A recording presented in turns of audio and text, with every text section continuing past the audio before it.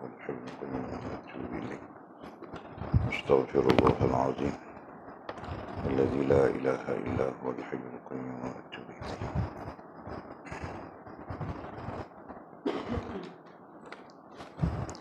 اللهم صل وسلم وبارك على سيدنا محمد وعلى آله وصحبه في كل لمحة ونفس عدد ما وسعه علم الله. اللهم صل وسلم وبارك على سيدنا محمد وعلى آله وصحبه في كل لمحة ونفس عدد ما وسعه علم الله. اللهم صل وسلم وبارك على سيدنا محمد وعلى آله وصحبه في كل لمحة ونفس عدد ما وسعه علم الله.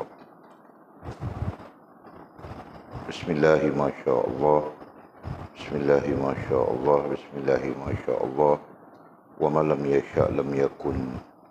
لا حول ولا قوة إلا بالله العلي العظيم. لا حول ولا قوة إلا بالله العلي العظيم. لا حول ولا قوة إلا بالله العلي العظيم.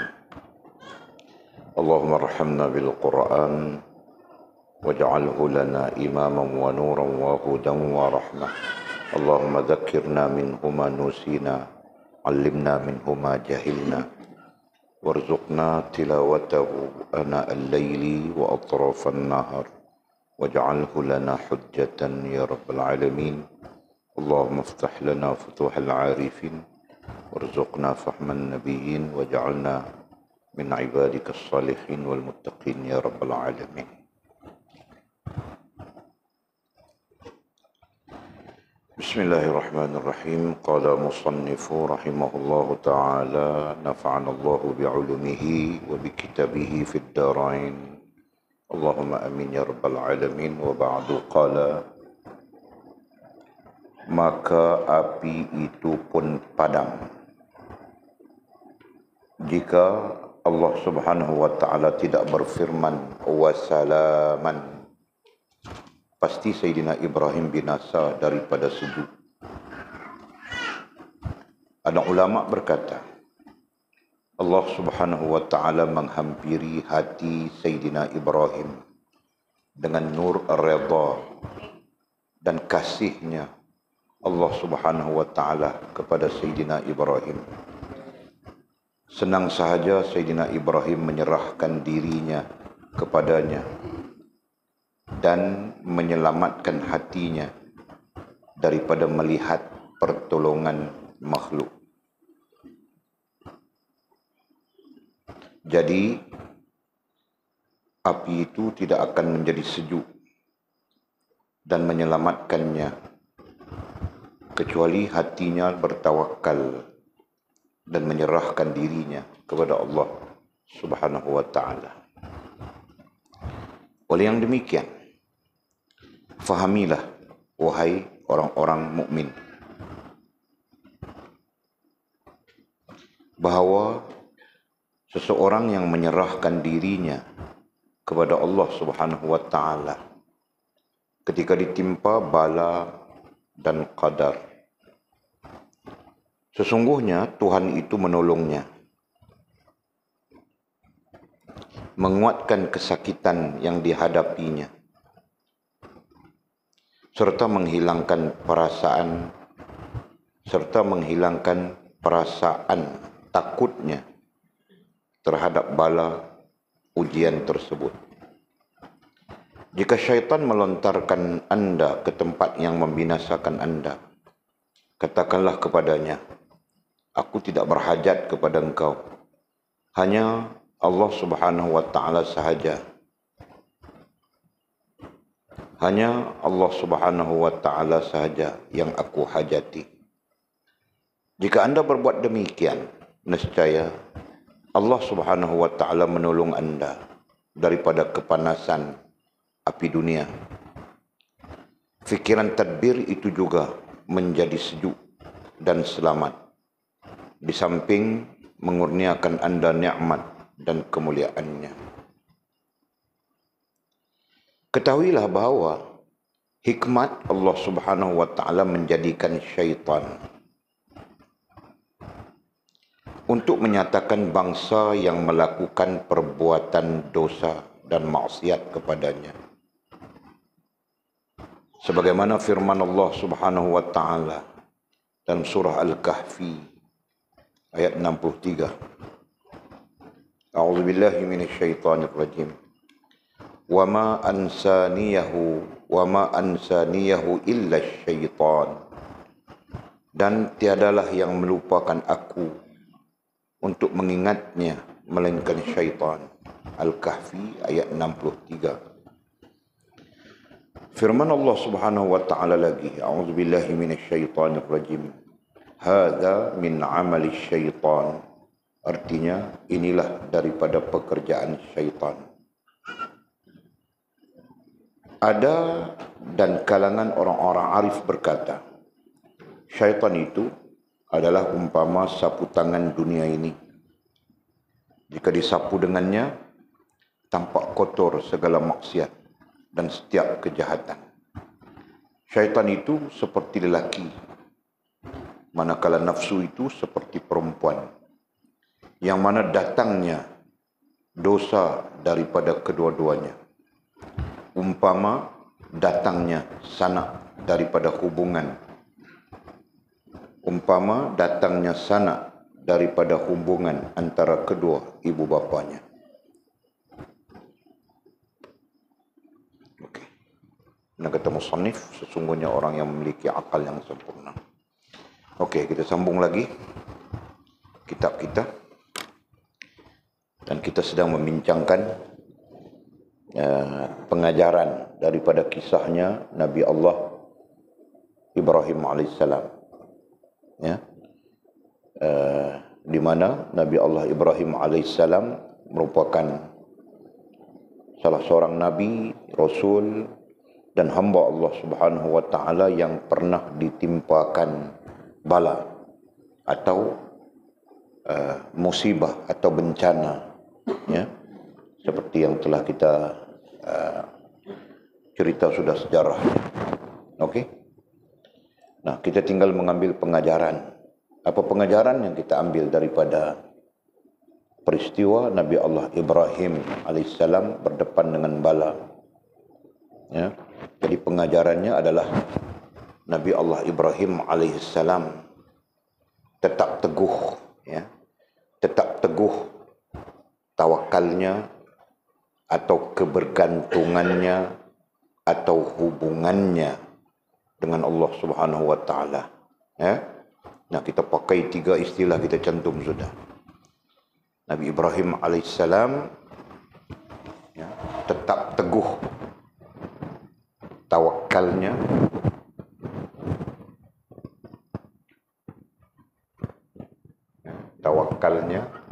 kemudian apa lagi? Kebergantungannya, kemudian apa lagi istilah? Menyerah diri,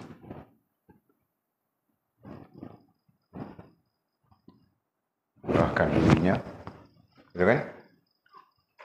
Betul kan? Tawakal, kebergantungan, menyerah dirinya kepada Allah Subhanahu wa taala. Ada lagi satu, hubungan. Ada lagi satu, hubungan, ya, yang kemudian kita sebut hubungan, ya, dengan Allah SWT.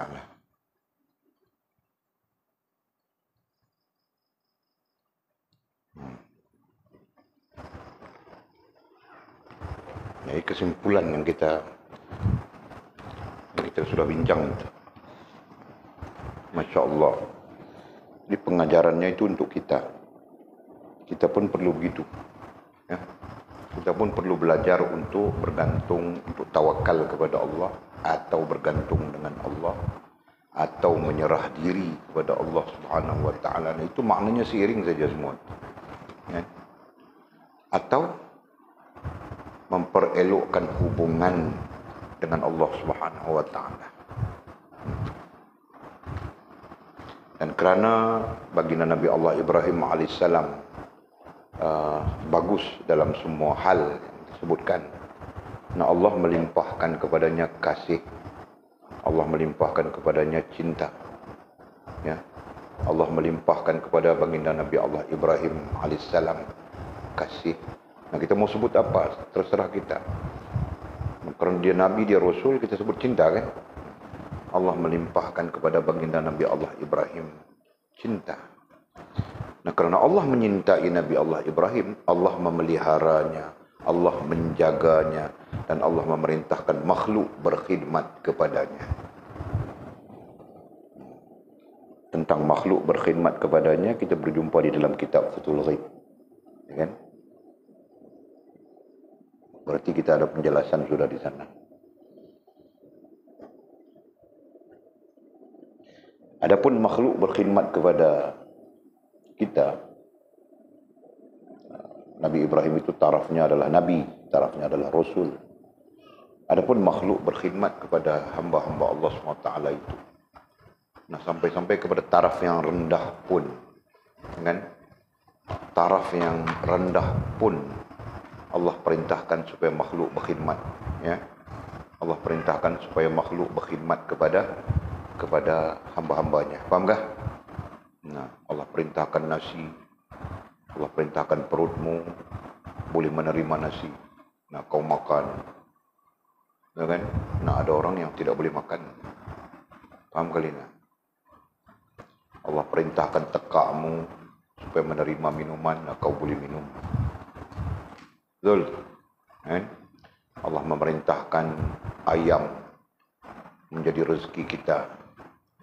Allah perintahkan udara, ya, yang tersebar di dalam alam semesta ini menjadi sedutan kita untuk hidup. Betul? Nah, Allah boleh perintah saja udara berhenti saja. Nah, kau mati macam ikan keli. Kau bernafas tidak boleh. Mati macam ikan keli. Itu terjadi. Betul kan? Pernah kau tengok ikan keli mati? Tidak pernah, ya? Nah, perlu diajar juga buat itu ikan keli mati macam mana. Kan? Jangan sampai kita tidak tahu ikan keli mati. Aku kalau mau jadi menantuku tidak tahu ikan keli mati, kau jangan jadi menantuku. Hari-hari ku marah, tahu kan? Nah, aku penting bagi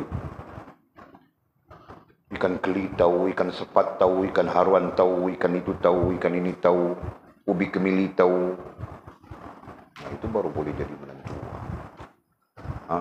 Jika ubi kemili tidak tahu, ikan keli, nah, kau gagal sudah. Tahu tak? Kau tahu tak, Fas? Nah, semua kena tahu bah. Kamu orang nanti semua jadi menantu aku saja, tahu tak? Iya. Tidak percaya? Kau tunggu saja. Kau tengok macam Abang Arif tu. Tengok. Dia jadi menantuku dan dia jadi anakku. Kau tengok macam Kak Ana itu. Dia jadi menantuku, dia jadi anakku. Faham tak? Nah. Jadi dia oranglah anak menantu. Okey.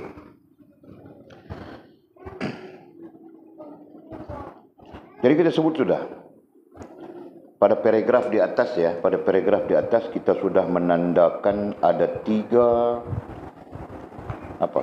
sifatnya Nabi Ibrahim alaihissalam yang menjadi sebab kepada Allah menyintainya.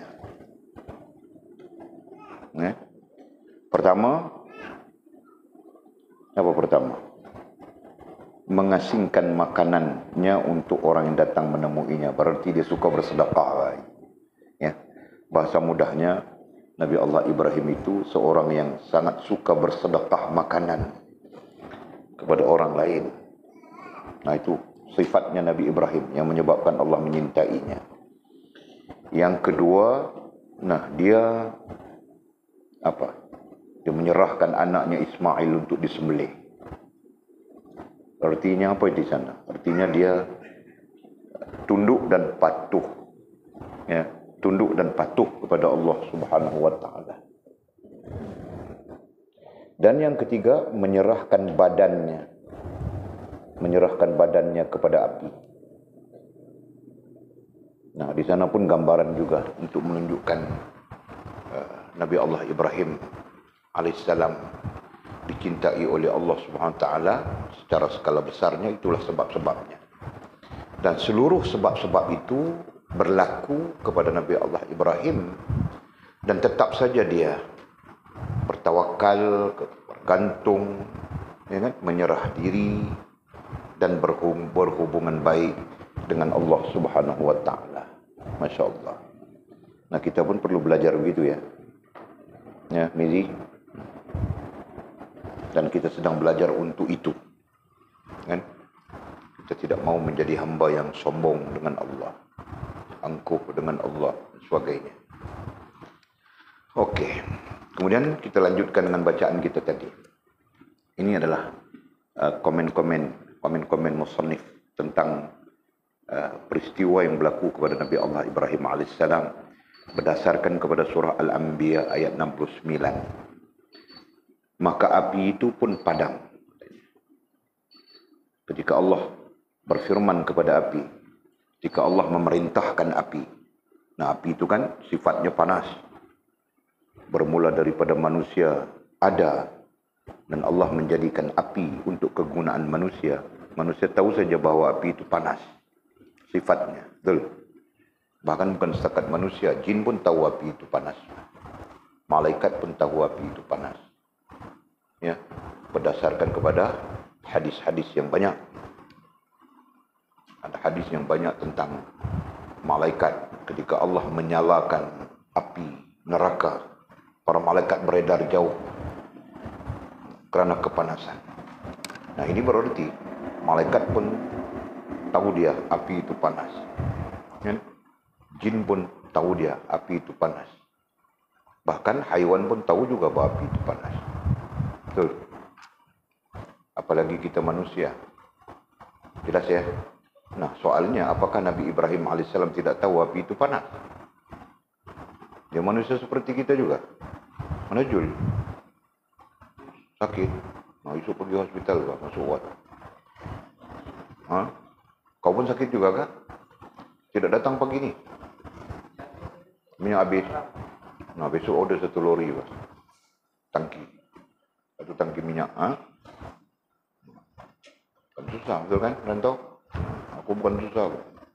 Pagi-pagi besok telefon, hantar minyak 1 tangki sini. Okey. Apa kita sebut tadi? Nah, Nabi Allah Ibrahim, apakah Nabi Allah Ibrahim tidak tahu bahawa api itu panas? Sifatnya. Jelas ya? Nah, berarti Nabi Ibrahim alaihissalam tahu bahawa api itu sifatnya panas.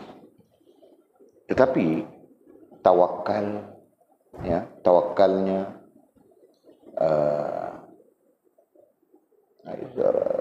kebergantungannya, menyerah dirinya, ya kan?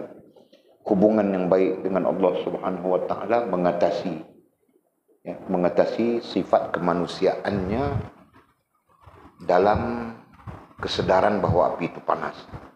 Nah, dalam arti kata yang lain, Nabi Ibrahim pun tahu dia akan terbakar.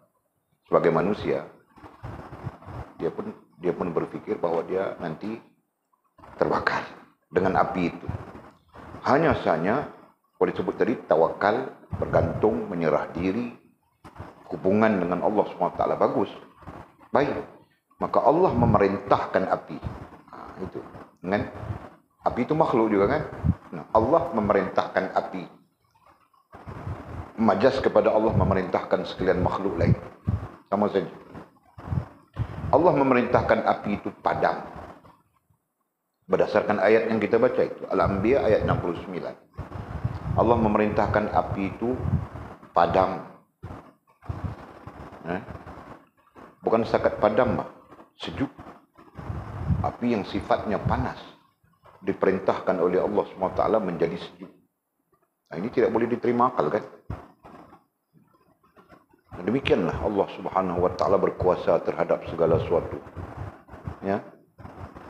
Allah SWT berkuasa terhadap sesuatu yang sifatnya bagi sekalian makhluk panas. Api itu sifatnya panas bagi sekalian makhluk. Allah berkuasa untuk memerintahkan supaya dia menjadi sejuk. Betul? Jelas ya? Pisau yang digunakan oleh Nabi Allah Ibrahim alaihissalam adalah tajam. Ya, dalam tafsir diceritakan ketajaman pisau yang ada pada Nabi Allah Ibrahim itu tersangat tajam. Ya, karena Karena diasah oleh, ada pendapat mengatakan 70 orang ahli dalam mengasah besi menjadi tajam. Di dalam tafsir. Berarti tajam betul.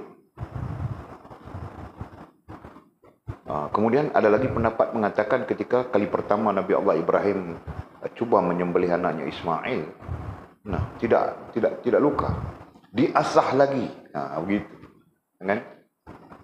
Kali kedua tetap tidak luka, diasah lagi, memastikan bahawa pisau yang digunakan itu tajam. Faham tak? Nah, ulama tafsir mengatakan ketajamannya sampai-sampai jatuh dia di batu, pecah batu. Belum kau tetak gitu kan? Belum tetak. Jatuh saja di batu, pecah batu. Nah, ketajamannya. Wallahu alam, Walid pun tidak tahu. Walid tidak tahu fizik apa itu.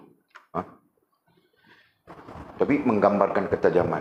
Nah, besi pisau yang begitu tajam, Allah perintahkan supaya tidak mencederakan anaknya Nabi Allah Ibrahim, yaitu Nabi Ismail alaihi salam. Faham tak?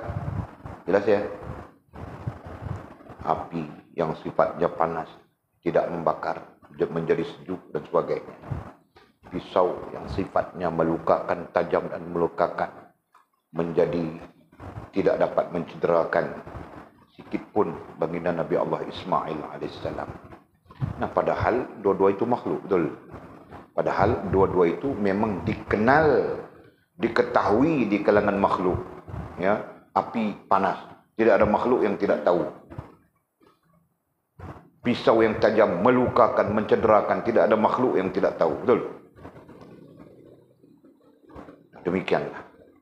Ya, sebagai maklumat, sebagai ilmu untuk menunjukkan kepada kita bahawa Allah Subhanahu wa taala berkuasa sepenuhnya memerintahkan makhluk dengan apa yang dia mau, bahkan menundukkan makhluk itu kepada orang-orang yang dicintainya. Ingat itu ya.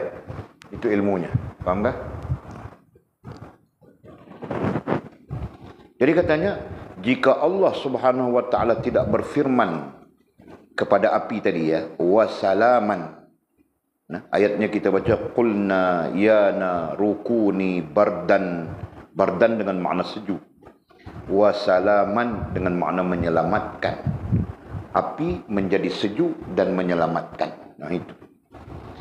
Jika Allah Subhanahu wa taala tidak berfirman wasalaman kepada api, pasti Sayyidina Ibrahim alaihissalam binasa. Binasa dengan makna mati. Ya kan? Pasti Sayyidina Nabi Allah Ibrahim alaihissalam binasa daripada sejuk, binasa kerana sejuk.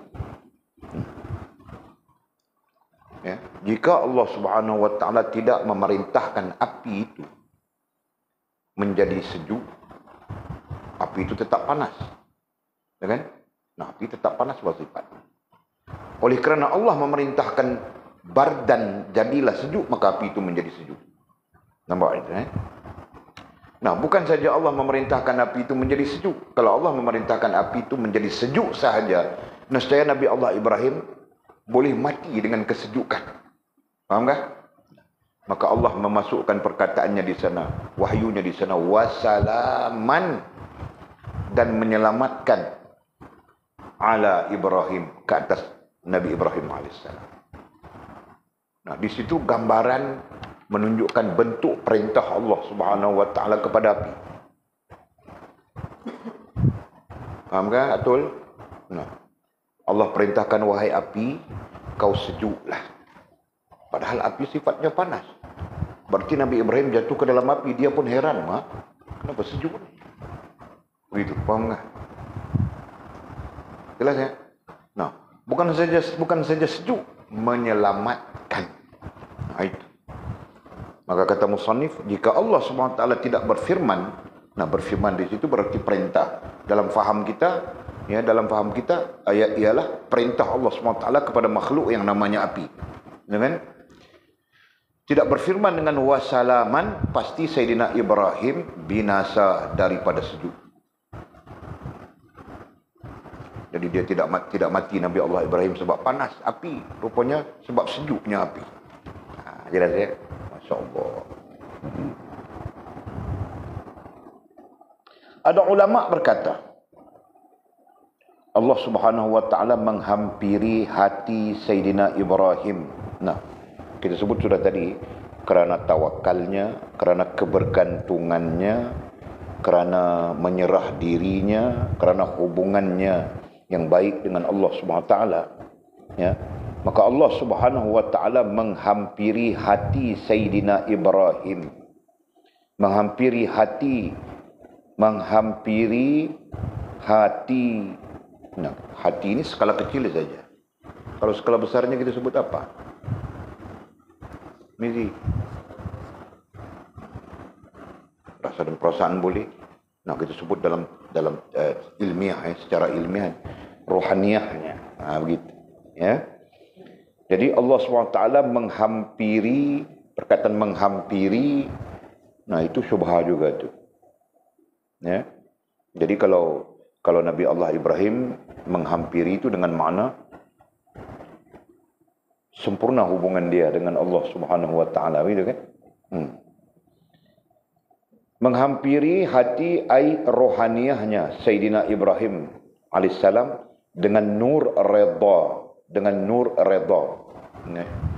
Ini terjemahan daripada penterjemah ini, penulis ini tidak menterjemah. Bukan penulis, pengalih tulisan ini tidak menterjemah. Nur, kita selalu sebut cahaya saja kan. Nur redha artinya cahaya keredaan. Allah mencampakkan, memasukkan ke dalam hati Sayyidina Ibrahim alaihissalam dengan cahaya keredaan. Kerana Allah berkuasa, Nabi Ibrahim tetap makhluk, tetap lemah kan.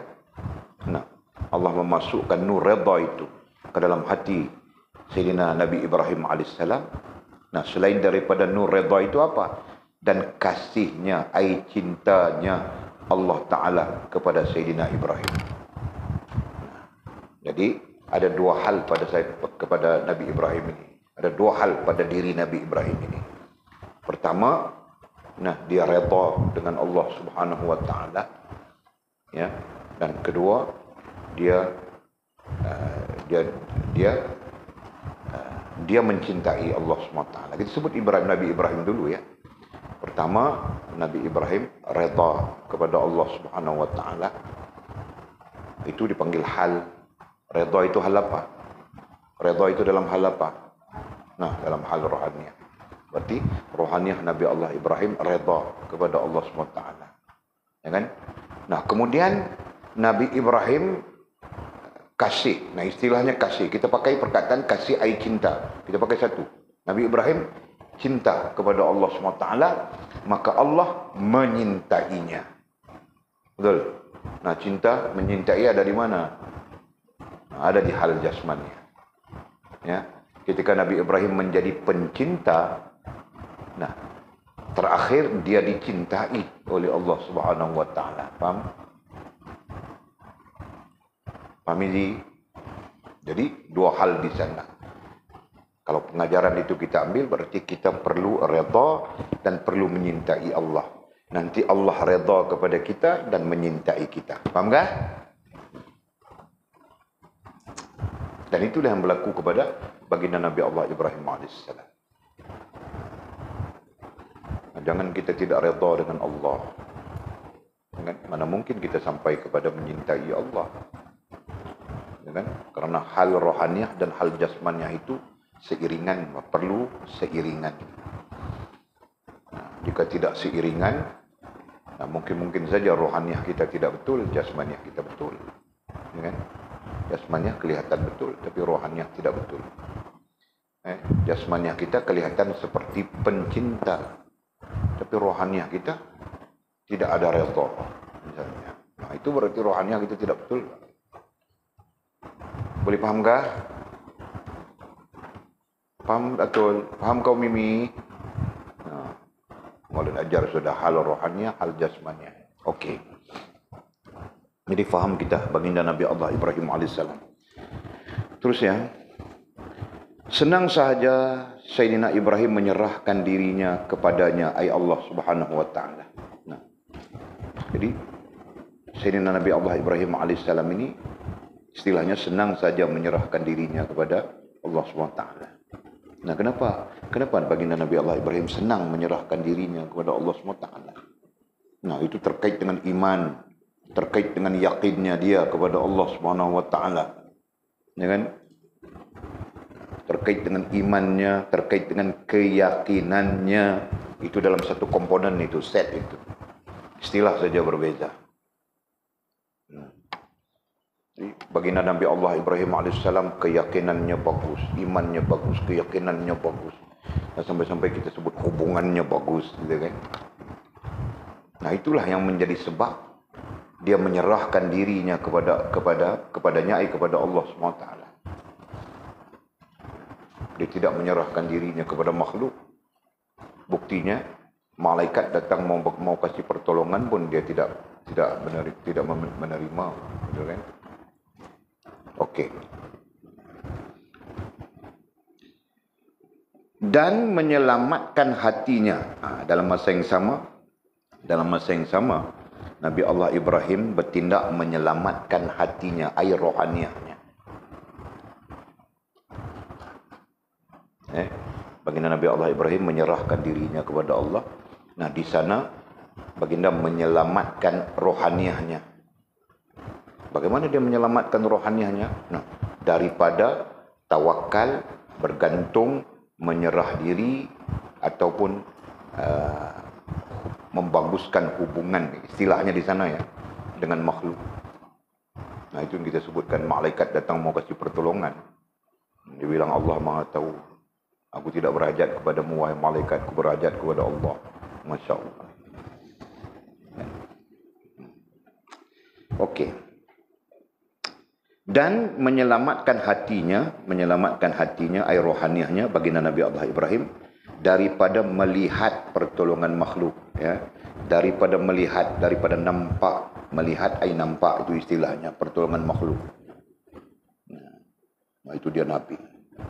Kita kadang-kadang melihat pertolongan makhluk, lupa pertolongan Allah SWT. Betul kan? Nah, padahal makhluk pun tidak dapat menolong kita, melainkan Allah yang membolak-balikkan hatinya untuk menolong kita. Betul?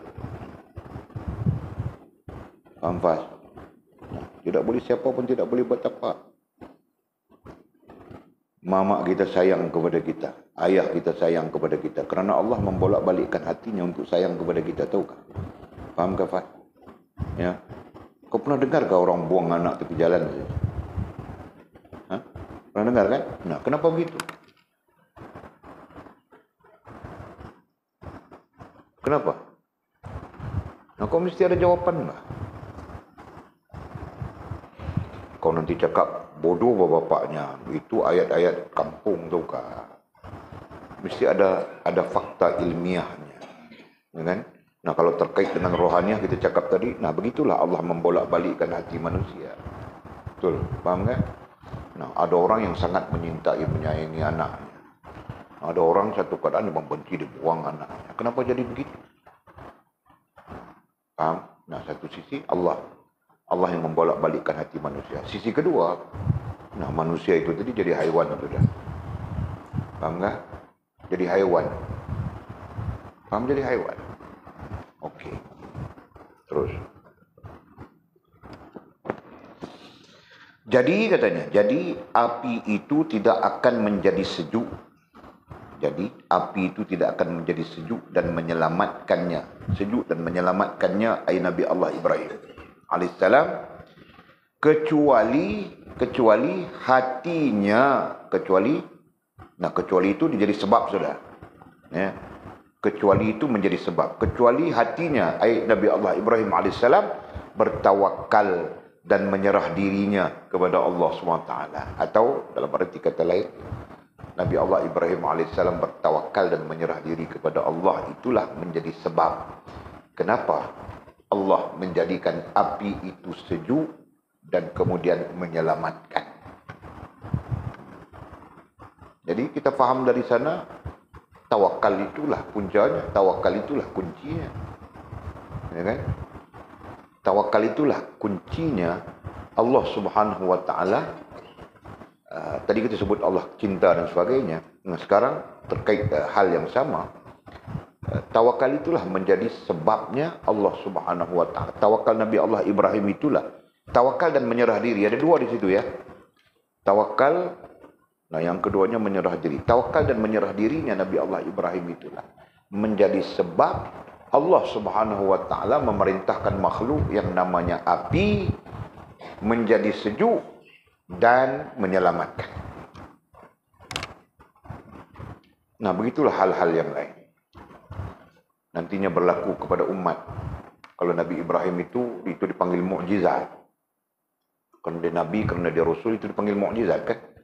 Api menjadi sejuk dan menyelamatkan, itu mukjizat. Nah, ada tingkatan lebih rendah, ya, tingkatan rendah yang berlaku kepada umat baginda Nabi Muhammad SAW. Itu dipanggil karamah. Betul. Jadi keadaannya mungkin sama saja. Kami pernah kebakaran pondok. Masa zaman kami pondok ini selalu terbakar saja. Ya kan? Apalagi zaman kami dulu pondok itu kayu. Masak di dalam pondok, kadang-kadang masak-masak tertidur dan sebagainya, terbakar pondok. Nah, pernah masa Walid pondok terbakar, ada pondok lain terbakar di pinggir. Nah, almarhum Tuan Guru bilang, wahai api padamlah dengan izin Allah SWT. Padam api. Satu pondok itu saja terbakar, pondok sebelahnya. Sikit saja. Nah, Walid tidak dengar bahwa guru bercakap begitu, tapi cakap-cakap orang-orang lain, sahabat kawan-kawan lain yang mendengar. Ketika dia orang kasih tahu guru pondok terbakar. Nah, guru datang keluar tengok, api padamlah kau dengan izin Allah. Padam api.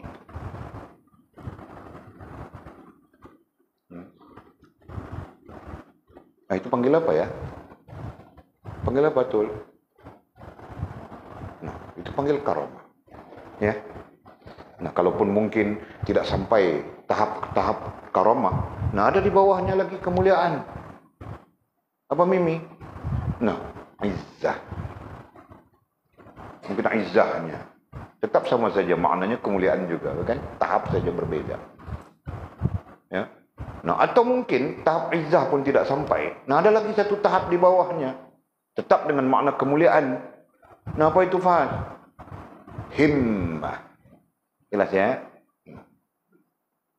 Selama mana kita bertawakal, kita bergantung, kita menyerah diri, kita membaguskan hubungan dengan Allah SWT, hal ini berlaku. Paham betul? Berlaku. Jika tahap mizi, nah mungkin karamah sudah. Tahap rantau, mungkin izzah. Nah, berlaku tetap berlaku. Tahap Walid, nah tidak apa-apa, tidak ada apa. Kan? Paham, Pak? Nah, tahap baginda Nabi Allah Ibrahim itu dipanggil mukjizat. Nah, berlaku mukjizat. Bentuknya Allah menundukkan makhluk kepadanya. Ya. Nah, berlaku kepada Fas mungkin karamah.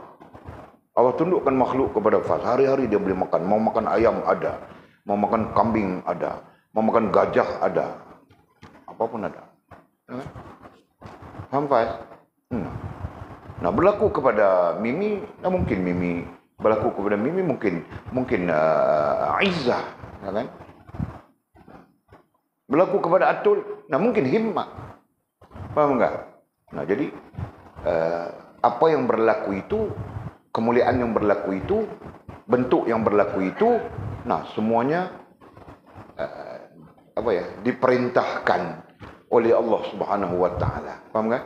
Nah, berdasarkan kepada tahap kita, tahap hubungan kita, tahap menyerah diri kita, tahap kebergantungan kita, tahap tawakal kita kepada Allah Subhanahu wa taala. Pahamkah? Okey. Nah, sekarang kita paham sudah, sekurang-kurangnya menjadi maklumat kepada kita ya. Apa yang kita perlu buat untuk mencapai cinta Allah Subhanahu wa taala. Skillnya kita ajar sudah. kita perlu berada di posisi pecinta. Nah, nanti Allah akan reply. Allah akan membalasnya dengan dicintai. Betul ya? Dengan keadaan rohaniah kita sudah dipenuhi dengan sifat-sifat muttaqin, sifat orang yang bertakwa. Nah, itu satu istilah. Kita pernah kutip istilah itu. Atau sifat rohaniah mukmin. Betul? Paham ini? Maka kata musannif, oleh yang demikian, ya, oleh yang demikian. Apa demikian? Nah, isim isyarah juga itu. Nah, demikian itu yang kita sebutkan di atas, fakta-fakta yang kita sebutkan. Langsung tidak langsung kita sebut. Nah, satu, tawakal. Kedua, kebergantungan. Ketiga, menyerah diri. Keempat, jaga hubungan. Ya kan? Nah, itu fakta-faktanya. Secara umum kita sebut semua sekali. Walaupun ada tempat menyebut 2 saja, ada tempat menyebut 3, kan? Nah, kita sebut 4 keempat-empatnya. Ya. Nah, itulah yang demikian. Oleh yang demikian. Nah, jika kita memahami fakta yang kita sebutkan tadi, tawakal kita faham, kebergantungan kita faham, menyerah diri kita faham sudah kita. Kemudian menjaga hubungan dengan Allah SWT kita faham sudah. Nah, semua hal itu kita faham. Nah, dia pun sebut di sana, bah, fahamilah wahai orang mukmin. Nah, kita fahamilah. Nah, kita perlu faham. Jangan sampai kita tidak faham tawakal itu apa. Kan?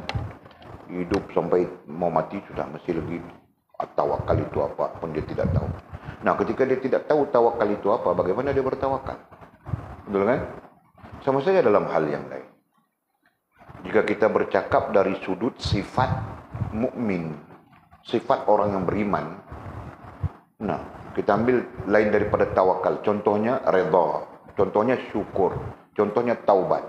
Nah, jika tidak belajar apa itu taubat, kan? Konsepnya kita tidak belajar. Nah, mana mungkin kita tahu taubat itu? Paham enggak?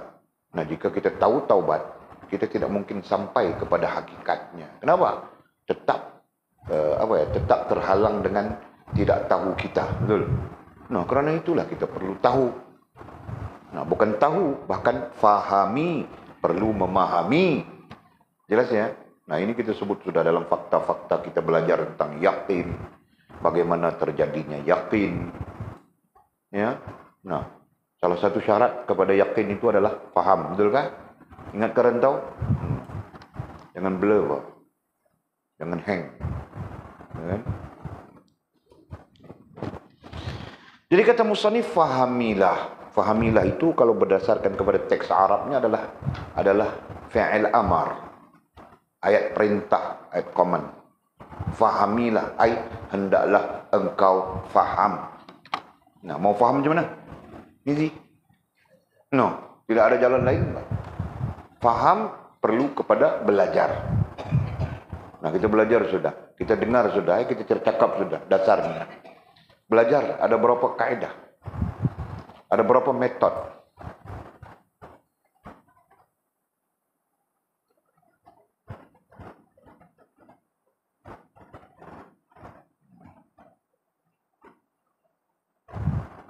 Pernah dengar kan? Pernah dengar bahwa aku cakap sudah. Sebut bah. Hah? Nah, cakap lah. Lagi? Nah, ini belajar. Kan? Kemudian daripada mana kita belajar? Daripada mana kau ambil pelajaran?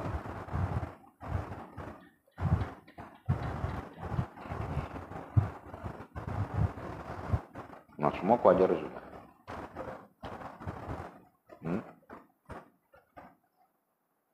Cepat Bami, aku mengantuk ini tukar.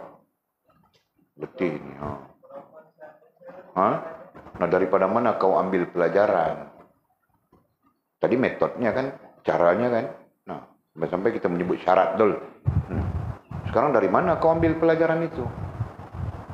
Caranya betul sudah. Kau ambil dari mana?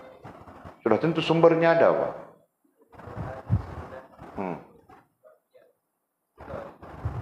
Ya, Al-Quran, Sunnah kadang-kadang disebut sekali saja, disebut wahyu saja. Ijma' dan qiyas itu adalah sumbernya Al-Quran. Lagi?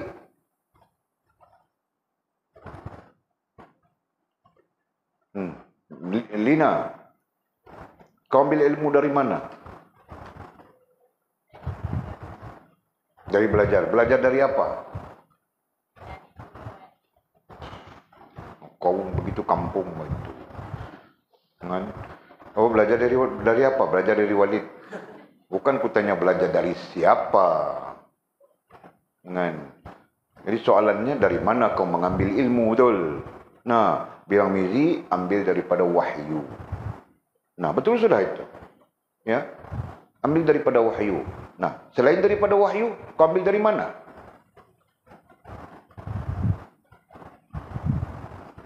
Kau keliru di antara alat dan sebagainya itu. Kau nampak sudah dalam kau punya otak tu. Kau mau cakap fikiran. Kau mau cakap akal tadi.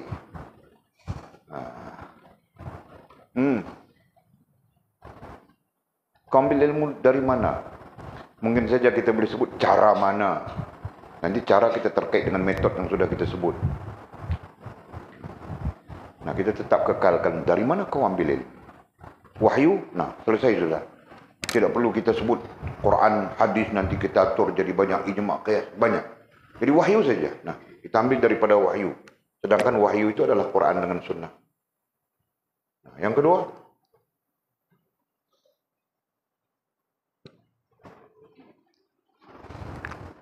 jangan cakap dari Walid tu. Boleh meneliti, mengkaji ataupun pemerhatiannya. Dalam konteks umum disebut pemerhatian.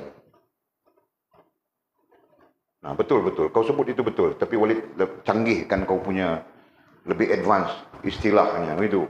Kan? Meneliti dan mengkaji itu termasuk kaitan dengan cara belajar itu tadi. Nah, dari pemerhatian. Nah, bila ditanya pemerhatian itu terkait dengan apa? Itulah yang kita sebutkan. Pemerhatian. Apa kita sebut? Observation, apa kita sebut? Pemerhatian ya, pemerhatian itulah. Nanti di sana ada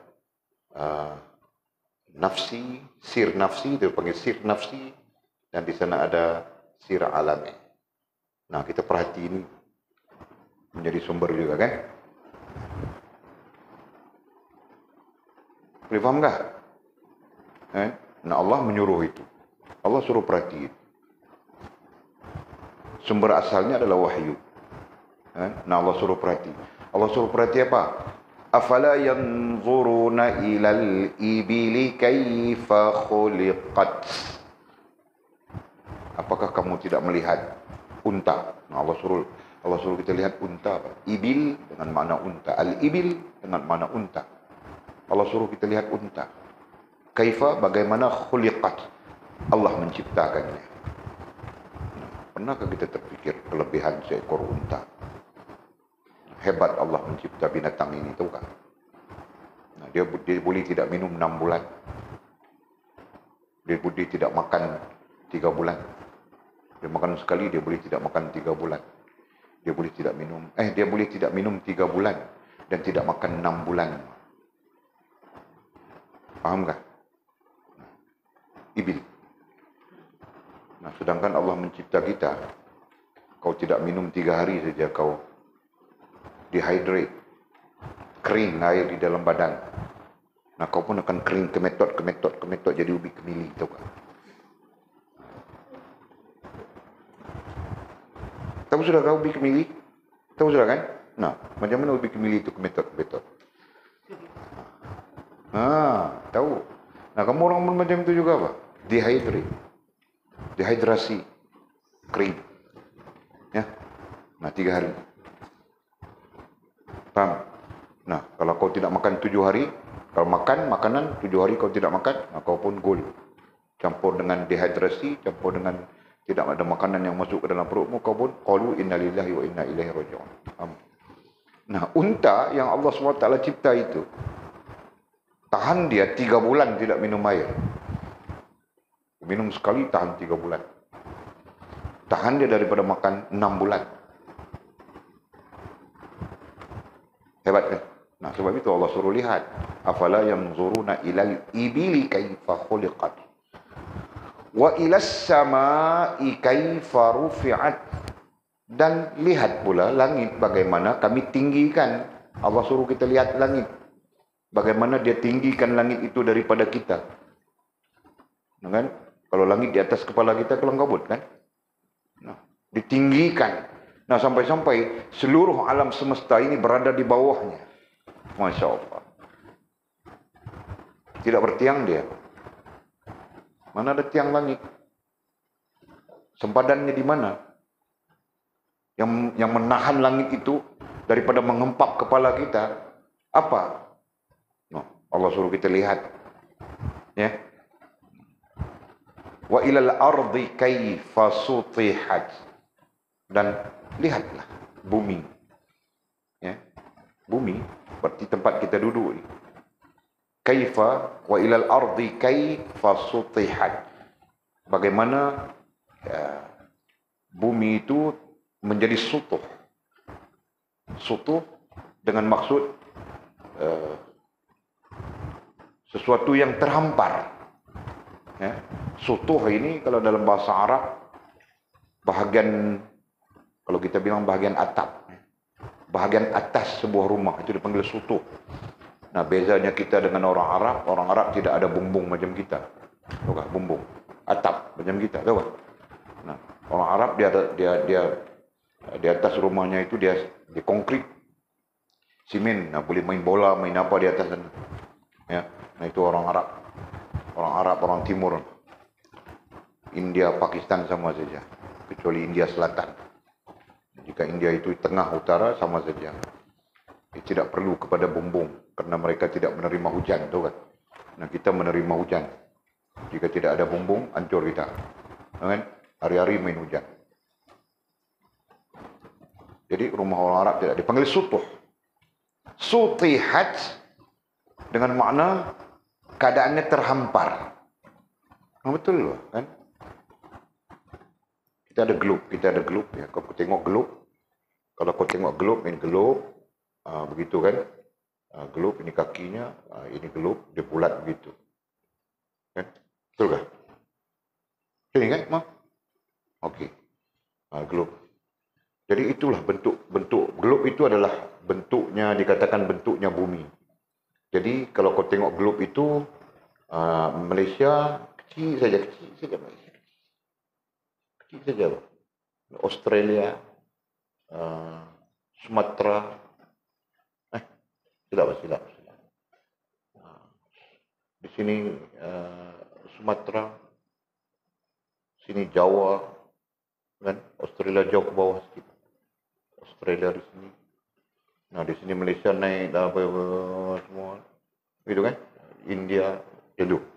Faham tak? Nah, kalau berdasarkan kepada globe ini, kita di Malaysia kan? Nah, kita di Malaysia. Nah, kalau begini keadaannya, kau berdiri macam mana ini? Badan kau mesti menjadi macam itu. Betul kan? Hah? Boleh faham tak? Faham ke tidak faham? Faham ya? Nah. Apalagi kau berada di Australia. Nah, nanti kau berada di mana-mana pun, bahkan di benua Amerika dan sebagainya. Nah, kau di mana kau berada, kau akan sengit, Pak. Kita nanti berdiri begitu. Bukan begini lagi. Macam mana aku mau buat pun tidak tahu. Nah, yang pasti, dimanapun kau berada, kemanapun kau berada, sama ada di kutub utara ini kah, di selatan kah, di timur kah, di barat kah, kau tetap sama saja keadaannya berdiri itu. Nah, itulah maknanya sutihat. Seperti kau berdiri di atas sutuh. Masya Allah. Nah, Allah suruh kita perhati. Nah, ini terkait dengan apa? Ini terkait dengan alami. Terkait dengan alam semesta. Yang Allah suruh kita perhati itu. Kan? Ayat lain Allah suruh kita perhati di dalam diri kita. Nah, itulah pemerhatian. Nah, dari sana kita ada ilmu. Betul? Dari sana kita dapat ilmu. Paham ya? Nah, kemudian ilmu itu nama fiqh, nama apa, itu sumbernya wahyu. Jelas? Oke, jadi fahamilah katanya. Kau mau fahami macam mana? Belajar. Ya. Nah, kita balik kepada konsep. Kita balik kepada proses perjalanan kita untuk sampai sempurna hubungan dengan Allah SWT. Dasarnya pertama adalah ilmu. Nah, fahamilah. Fahamilah itu adalah perintah supaya kita belajar. Ya. Sama dalilnya dengan, sama hukum dalil dengan Iqra. Iqra, belajar olehmu. Iqra bismi rabbikal ladzi khalaq. Belajar olehmu, ya kan? Dengan nama Tuhanmu gitu, yang menciptakan. Nah, fahamilah. Fahamilah olehmu dengan belajar. Nah, begitu. Ya, karena sifatnya belajar menuntut faham. Jelas ya? Nah, jadi sebab itu jika kau tidak faham, kau perlu bertanya. Selama mana kau bertanya, berarti kau belajar. Jika kau diam saja buat tidak tahu saja, jadi Walid pun tidak tahu, kita tidak tahu. Nah, jika kau pikir begitu, nah sebenarnya kau bukan belajar. Siapa-siapapun, tidak kira siapapun. Yang namanya belajar. Apalagi kita berbincang tentang sifat talaqi, gitu kan? Nah, dalam metode pembelajaran sifatnya talaqi. Nah, talaqi lebih-lebih lagi menuntut kita untuk bertanya, menyoal, disoal dan sebagainya. Pahami Mi? Nah, jadi kau jangan marah Walid tanya apa?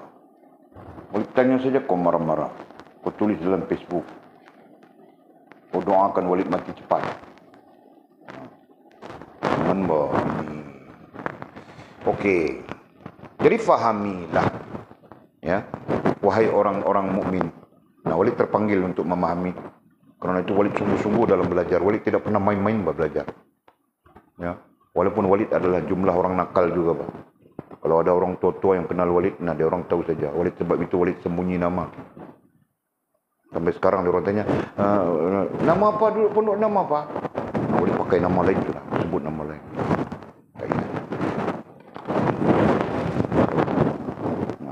Itu aku punya politik, tahu tak? Jadi orang tidak tahu aku. Kau pergi tanya, Hamdan, nama dia Hamdan, orang tidak kenal. Padahal sebelah pondok saja. Tahu tak? Terror. Nah, jadi siapa boleh cerita aku punya nakal? Tidak ada siapa boleh cerita. Aku seorang saja yang tahu kan? Hah? Okey. Terus. Fahamilah wahai orang-orang mukmin. Nah, Walid terpanggil, bilang sudah tadi, Walid terpanggil Pak untuk memahami. Sebab itu Walid belajar dan Walid menguasai skill, tahu tak? Mau cakap macam mana ya? Bukan mau angkat diri, tapi mau kasih kamu orang sedikit kefahaman untuk belajar, ya kan? Jadi kaedahnya Walid menguasai. Cuba menguasai sesuatu. Nah, tauhid, Walid menguasai tauhid. Dari segi prinsipnya begitu begini sampai Walid sampai boleh apa ya? Nah, kamu bercakap tentang tauhid tentang apa? Walid boleh bercakap saja. Tahap mana kamu bercakap? Boleh bercakap saja. Nah, begitu. Ya. Nah, nanti tentang fiqh. Nah, kita menguasai semua tahap. Sampai kepada ijtihadnya. Ah, begitu. Tentang tasawuf. Nah, boleh bercakap semua tahap. Faham tak? Nah, itu maksudnya menguasai. Ya, dia ada keadaan. Menguasai itu keadaannya lain. Mengetahui itu keadaannya lain. Dia tahu, tapi dia tidak menguasai. Apabila dia tidak menguasai, nah dia tidak tahu ijtihad orang bagaimana. Ya, ijtihad ulama-ulama lain bagaimana. Dia cuma tahu satu ulama saja. Tanwirul Qulub Ibnu Athaillah. Ibnu Athaillah Iskandari saja dia tahu. Lain dia tidak tahu. Betul? Nah, itu beza. Okey. Nah, jadilah kita orang yang memahami, ya. Itu adalah tuntutan. Agama berdiri dengan faham. Fahamlah yang membawa kita kepada yakin. Yakin tidak akan berdiri tanpa faham. Yakin tidak akan berlaku tanpa kau memahami. Nah itu. Jelas ya? Bahawa katanya, bahawa seseorang yang menyerahkan dirinya kepada Allah Subhanahu wa taala ketika ditimpa bala dan qadar. Nah, kita mau kasih pencerahan di sana, silakan, Bang. Bala kita aikan saja. Musibah bencana, supaya kita tidak lari tahqiqnya. Dan qadar katanya, disebut di sini qadar. Qadar artinya sesuatu ketetapan Allah yang terkait dengan ikhtiar kita. Berarti ada tingkah laku kita di sana. Ya. Ada tingkah laku kita terkait dengan hal yang berlaku. Faham tak? Nah, contohnya aksiden. Nah, kita kadang-kadang aksiden mau buat macam mana keadaan mau jadi. Nah, itu ayat kita kan. Mau jadi begitu, mau bikin macam mana. Nah, hakikatnya dia terkait dengan diri kita, terkait dengan kita itu. Mesti ada ikhtiar kita di situ. Apa? Nah, ketika aksiden itu aku terlena, mana itulah. Faham tak? Aku tertidur, aku apa. Nah, itu keterkaitannya. Sampai-sampai nanti kita akan mengatakan, macam mana tidak aksiden, kau willy. Itu contoh. Ya. Nah, rantau pengalaman itu rantau. Kamu tahu kah abang rantau ini patah kakinya, tahu kah? Ha? Mana kau tahu tu? Dia cerita. Oh, bagus cerita. Okey, Pak. Itu ta'aruf, orang panggil ta'aruf. Okey, Pak. Nah, sampai patah kaki dia. Kan? Nasib baik dia tidak cacat terus, tidak sahamnya jatuh, tahu kan? Ini pun bercampur-campur saja sahamnya. Ditutup bercampur-campur. Okey. Jadi kalau kita bercakap tentang qadar tadi ya, qadar. Nah, qadanya itu urusan Allah, kita tidak tahu. Tapi dalam konteks qadarnya, kau mengaku rantau kau punya kelemahan, kesalahan kau. Nah, itulah konteks qadar. Berlakulah takdir dia patah kaki. Nanti kalau dicari, kenapa kau patah kaki rantau? Aksiden. Kenapa kau aksiden? Macam mana mau buat? Keadaan sudah mau jadi. Nah, itu qadariyah. Ya, itu akidahnya qadariyah. Tanpa melihat kepada kelemahan kita, tanpa melihat kepada kesilapan kita, tanpa melihat kepada kekurangan kita. Faham tak? Nah, bila melihat kepada kekurangan kita, aku yang salah, Pak. Aku yang lalai, aku yang itu, aku yang ini. Ya kan? Nah, maka terjadilah musibah, maka terjadilah bala, maka terjadilah bencana. Nah, begitu. Ya, hal ini Allah mengajar kita dalam Al-Quran. Sebagai contoh, Zaharal fasadu fil barri wal bahri bima kasabat aydin nas liyudhiqahum ba'dalladhi amilu ila akhir ayat panjang. Berlakulah kerosakan di daratan dan di lautan, kata Allah. Di daratan berarti daratan tempat kita tinggal. Berlaku kerosakan macam-macam kan. Ada karaoke lah, masjid, datang masjid free saja, dia orang tidak datang. Karaoke itu kena bayar, penuh. Cuma mutakhir ini saja nampak tiada sudah di situ. Mungkin Alito bekerja keras. Kan? Paham sih? Nah, kita yang paham saja itu. Kan? Nah, tiada orang saja karaoke. Orang makan pun tiada. Wallahu a'lam. Okey? Nah, itu contoh. Apa tadi?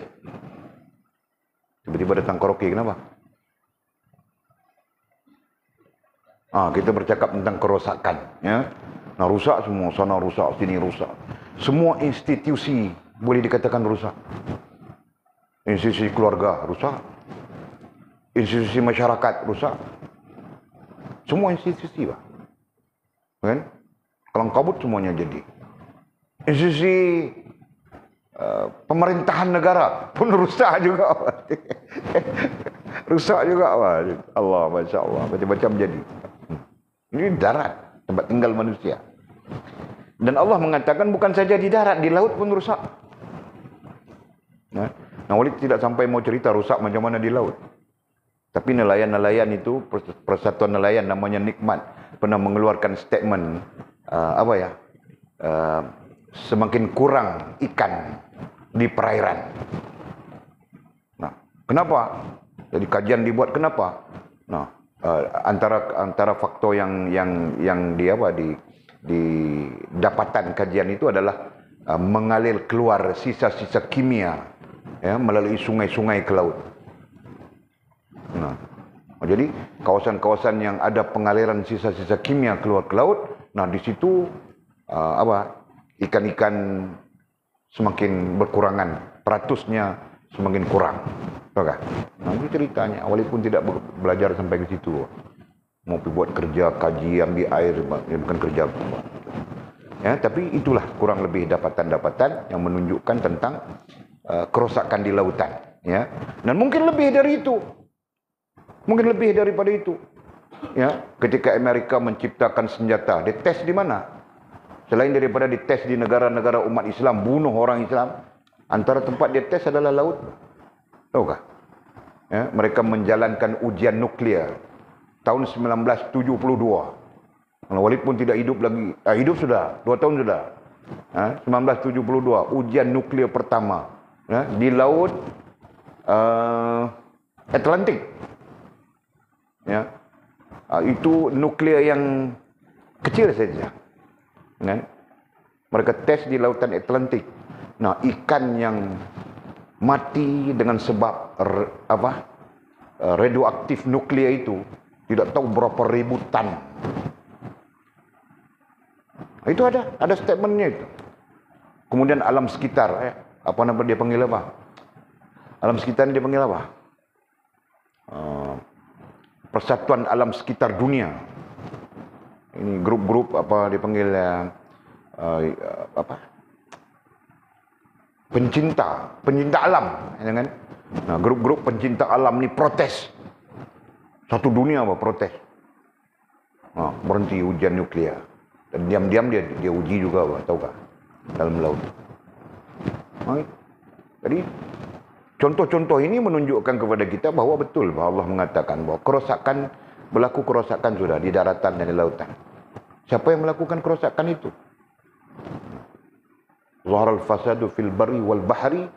Allah mengatakan bima kasabat aydin nas, dengan sebab kerakusan tangan manusia. Nah, tangan para ulama menafsirkan, ada yang menafsirkan dengan kuasa, simbolik kepada kuasa. Kan? Kerana manusia itu tamak dengan kuasa, jahat dan sebagainya, mereka melakukan kerosakan. Nah, berarti rusak. Ya. Okey. Jadi, bila kita balik kepada ayat kita tadi, bahawa seseorang menyerahkan dirinya kepada Allah SWT ketika ditimpa bala dan qadar. Nah, kita cakap sudah ya, bala itu terjadi, di sini dikaitkan bala dan qadar. Jadi seolah-olah musannif mau memberitahu kita, bala, musibah, bencana yang terjadi itu ada kaitan dengan ikhtiar kita. Nah, musannif mau memberitahu itu. Kan? Nah, perkataannya bala dan qadar. Jadi Walid kasih pencerahan, musannif mau memberitahu kita bahawa yang namanya bala, yang namanya bencana, yang namanya musibah itu ada kaitan dengan qadar, ada kaitan dengan ikhtiar hamba, ya. Ada kaitan dengan ikhtiar kita. Nah, musannif mau kasih tahu itu. Nah, jadi secara ilmunya, secara faham tadi, berarti apapun yang terjadi, yang namanya bala kah, yang namanya musibah kah, yang namanya bencana kah, semestinya ada kaitan dengan kita. Nah, begitu. Jelas ya?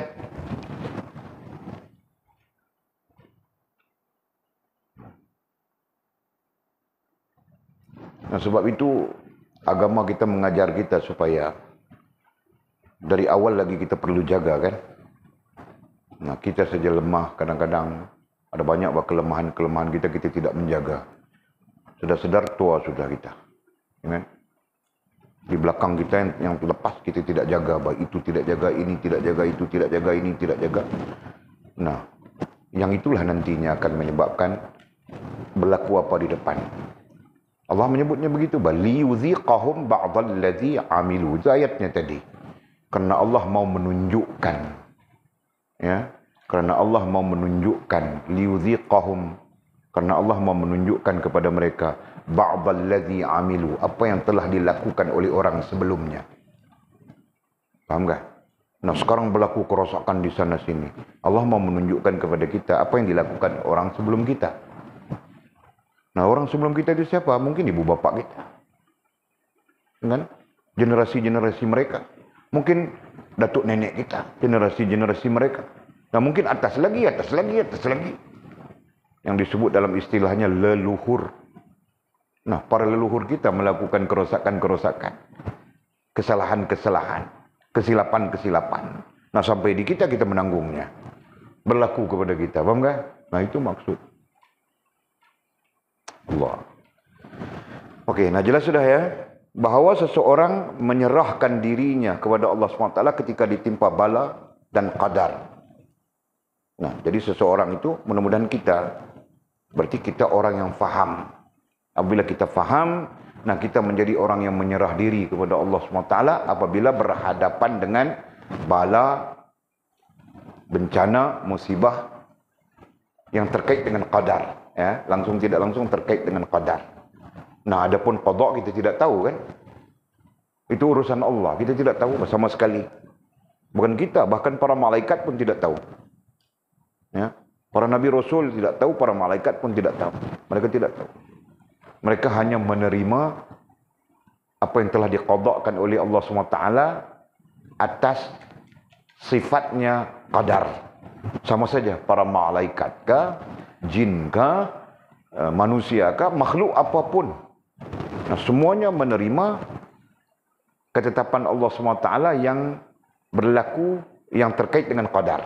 Nah, adapun qada, nah itu dalam ilmu Allah. Tidak ada siapa yang tahu.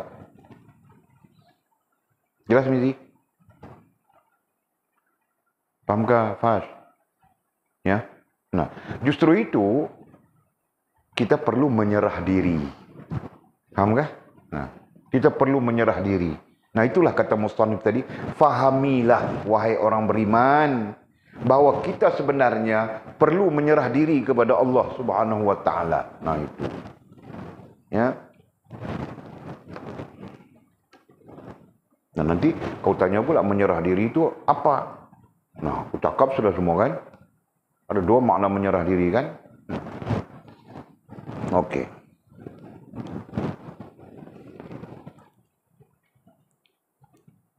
Sesungguhnya Tuhan itu menolongnya, ya. Sesungguhnya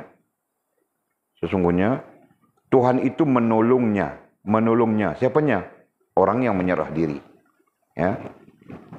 Sesungguhnya Tuhan, ay Allah SWT itu menolongnya, ay orang yang menyerah diri.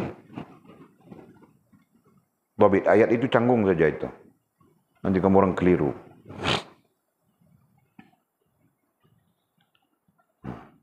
Sesungguhnya Tuhan itu menolongnya.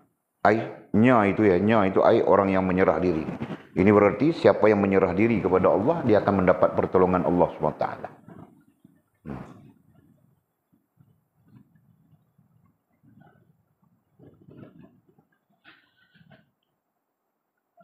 Ay dengan menguatkan.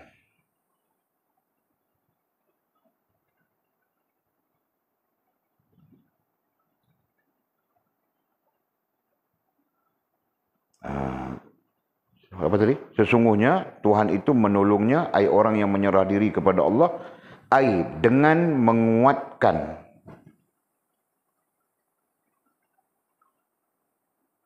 Dengan menguatkan. Ai menahan kesakitan. Ai kan di sana.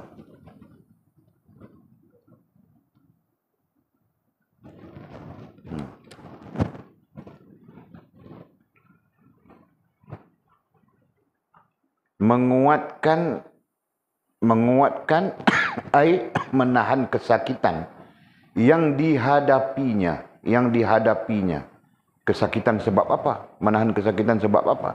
Sebab bala, sebab qada, sebab qadar. Ya. Kesakitan yang ditahan, diumumkan disebut sakit. Jangan kita paham sakit itu macam sakit perut. Sakit hati juga sakit kan? Ya. Nah ini berarti ada sakit jasmani, ada sakit rohani, paham kan? Nah. Jadi sakit perut itu sakit apa? Betul. Nah sakit jasmani, sakit gigi, sakit jasmani, sakit gusi, sakit jasmani. Gigi tidak sakit, Pak. Gusi yang sakit kan? Jelas ya? Nah. Jadi semuanya disebut sakit. Nah, Walid bercakap tentang istilah sakit itu tadi. Supaya kita memahami sakit itu tidak terhenti sekadar fizikal. Ya. Kita perlu memahami sakit itu termasuk rohaniah kita. Bukan setakat jasmaniah, bahkan sampai kepada rohaniah kita. Jelas Mizi? Nah, nantinya baru kita sebut sakit rohaniah. Kau mau ubat macam mana? Betul kan? Nah. Jadi disebut di sini, oh mau berhenti sudah kita. Disebut di sini apa tadi? Sesungguhnya Tuhan itu menolongnya, ai orang yang menyerah diri dengan menguatkan dirinya ya, menguatkan dirinya tadi, menahan kesakitan yang dihadapinya. Kesakitan apa? Kesakitan bala, kesakitan bencana, kesakitan musibah. Nah, boleh saja kesakitan itu kita maknakan dengan kepayahan. Dengan kepayahan,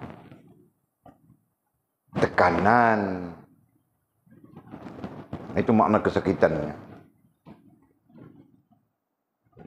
Nah, jadi bagaimana Allah menolong orang-orang yang menyerah diri untuk menahan kesakitan, tekanan, kepayahan yang dihadapinya? Ya, bagaimana? Katanya, serta menghilangkan, itu. Jadi bentuk Allah menolongnya itu dengan, serta, dengan. Perkataan serta tidak sesuai, Pak. Jadi Allah menolong orang-orang yang menyerah diri itu, ya, menahan kesakitan, menahan kepayahan, tekanan yang dihadapinya, dengan, serta, dengan menghilangkan perasaan, bukan perasaannya, menghilangkan perasaan. Nah, Allah menghilangkan. Ada teks lain mengatakan Allah mencabut, membuang perasaan takutnya. Ya. Allah menolong kita dengan menghilangkan, mencabut, membuang perasaan takutnya.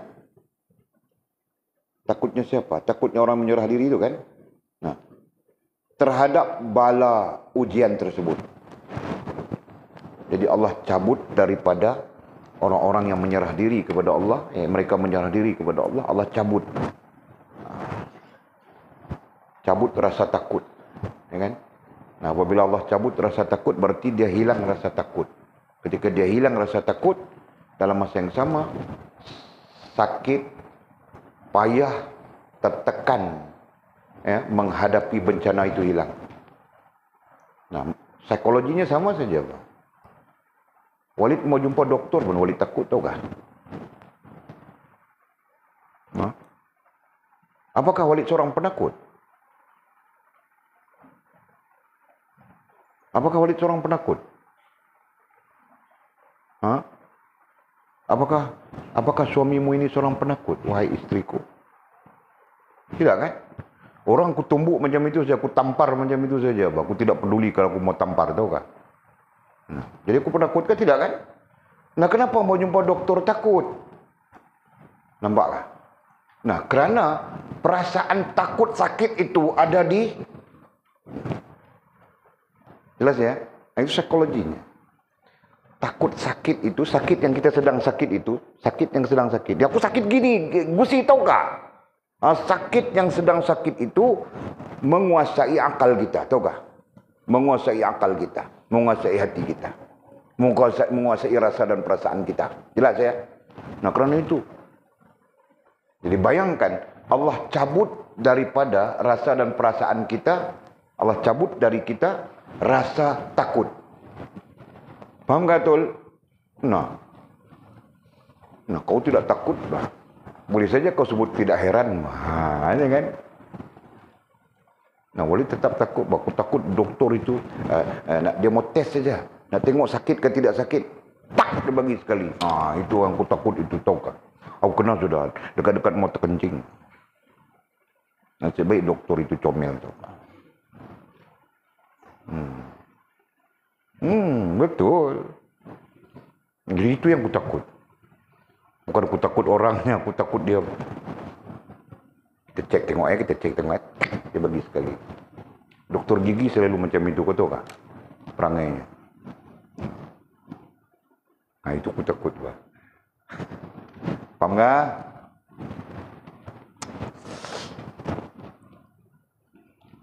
Ini lebih kurang boleh cerita semalam di masjid sana apa? Masjid An-Najah Padang Serai semalam. Kau buat hantu, kau takut hantu. Sama saja keadaannya kan?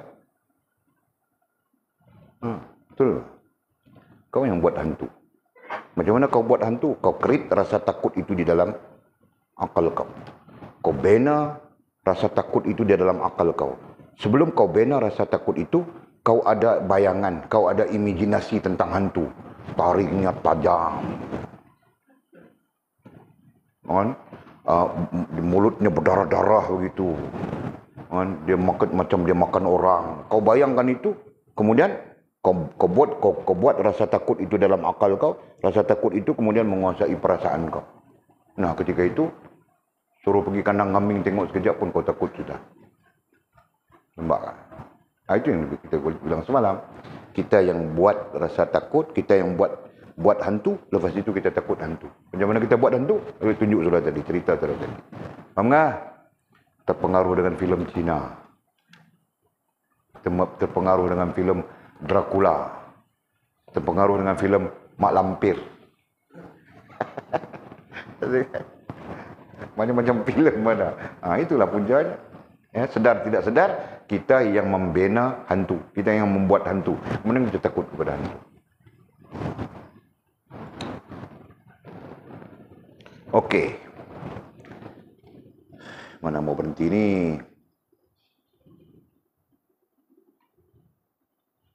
Itu sudah tadi ya.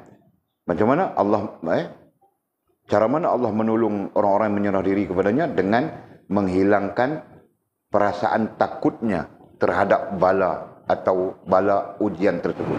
Nah, Allah cabut rasa takut, Allah hilangkan rasa takut.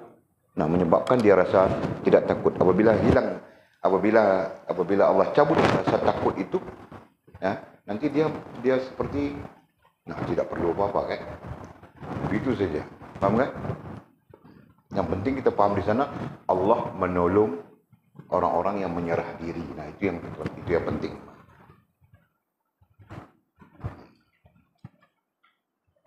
Ketika Allah menolong kita, karena kita menyerah diri, Allah menolong kita. Kita menyerah diri kepada Allah, Allah menolong kita. Nah, kita pun tidak takut miskin. Boleh tidak takut miskin. Ada orang tanya, Ustaz Nazri tanya, Ustaz mau berapa puluh orang? Berapa ratus kau ada? Nah, terus dia diam. Ustaz Nazri kamu orang itu? Ustaz mau berapa orang? Berapa puluh? Bukan ditanya puluh, Bang. Ustaz mau berapa orang? Nah, berapa ratus kau ada? Kalau dia bilang ada 200 di ATM, 200 itu kita ambil, tahu kan? Paham tak? Mana tahu dia mau buang budak-budak itu dalam laut? Kita ambil, kan? Nah, kita ambil, kita belah, kita kasih makan, kita gilap-gilap supaya dia jadi mutiara yang terindah, gitu kan? Daripada jadi hantu. Kalau perlu kita beli kapal terbang sendiri, Bang.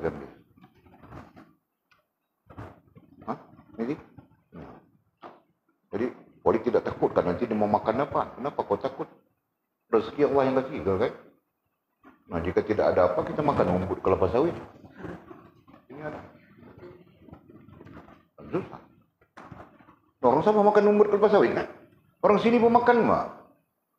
Dia apa? Dimasak lemak. Tahu tak? Nah, hari-hari kita makan umbut kelapa sawit ini. Sakit urat semua.